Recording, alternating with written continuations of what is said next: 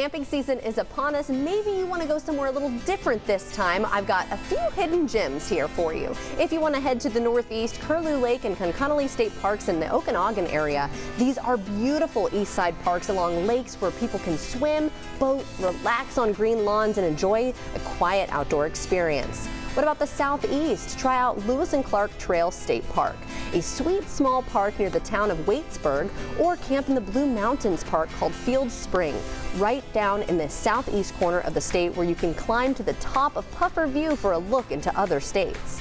In the northwest, look for Scenic Beach State Park near Bremerton. It's right on the Puget Sound, and you can camp along native rhododendrons.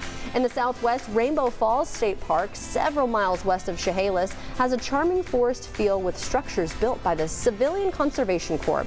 The park also lies right along Willapa Hills Trail State Park. This is a long-distance rail trail that is surfaced for recreational uses, including hiking, bicycling, and horseback riding.